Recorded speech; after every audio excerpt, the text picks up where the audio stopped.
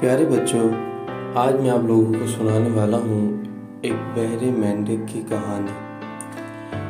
ایک جنگل میں بہت سارے مینڈک رہتے تھے۔ انہی مینڈکوں کے درمیان ایک ایسا مینڈک بھی رہتا تھا جو کہ سن نہیں سکتا تھا۔ ایک دن وہ سب مینڈک کہیں جا رہے تھے اور راستے میں اچانک ایک گڑھے میں دو مینڈک گر گئے۔ ایک وہ مینڈک جو کہ سن نہیں سکتا تھا اور ایک اس کا دوست۔ تو وہ دونوں ایک گڑھے میں گر گئے جو کہ کافی گہرا تھا۔ جو اس بہرے مینڈک کا دوست تھا وہ کافی دیر تک چھلانگیں لگاتا رہا، کوشش کرتا رہا کہ کسی طرح اس گڑھے سے باہر نکل جائے، لیکن وہ اس گڑھے سے باہر نہ نکل سکا۔ جو باہر کھڑے ہوئے مینڈک تھے ان سب نے اسے کہنا شروع کر دیا کہ اب تم اسی گڑھے میں مر جاؤ گے اور تم یہاں سے باہر نہیں نکل سکتے۔ جب اس مینڈک نے ان سب کی یہ باتیں سنی تو وہ مایوس ہو گیا اور تھک کر وہیں بیٹھ گیا۔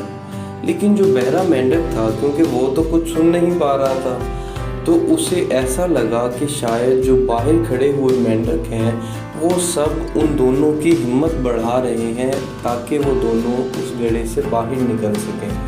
تو جو بہرا مینڈک ہوتا ہے وہ کوشش کرتا رہتا ہے اور آخر کار وہ ایک زوردار چھلانگ لگاتا ہے اور اس گڑھے سے باہر نکل جاتا ہے، اور وہاں سے باہر نکلنے کے بعد اپنے دوسرے دوست مینڈک کو بھی کسی طرح سے اس گڑھے سے باہر نکال لیتا ہے۔ تو بچوں، آج کی اس کہانی کا جو مقصد ہے وہ آپ کو ایک سیکھ دینا ہے کہ آپ کی زندگی میں ایسے بہت سے لوگ آئیں گے جو آپ کو یہی کہیں گے کہ کوئی کام آپ نہیں کر سکتے، آپ نالائق ہیں، آپ کمزور ہیں، آپ زندگی میں کوئی کام نہیں کر سکتے۔ تو جو ایسے لوگ ہیں آپ نے یہی کرنا ہے کہ اس بہرے مینڈک کی طرح ان لوگوں کی باتیں نہیں سننی، کیونکہ اگر وہ بہرا مینڈک بھی ان لوگوں کی باتیں سنتا تو وہ بھی مایوس ہو کر بیٹھ جاتا اور اس گڑھے سے باہر نہ نکل پاتا اور آخر وہیں ایک دن اس کی موت ہو جاتی۔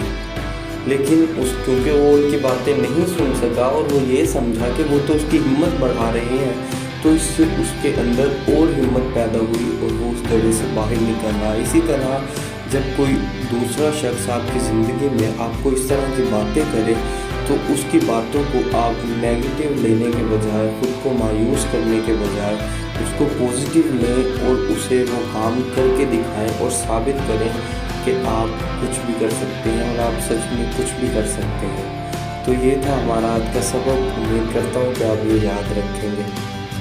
اللہ حافظ، اپنا خیال رکھیے گا۔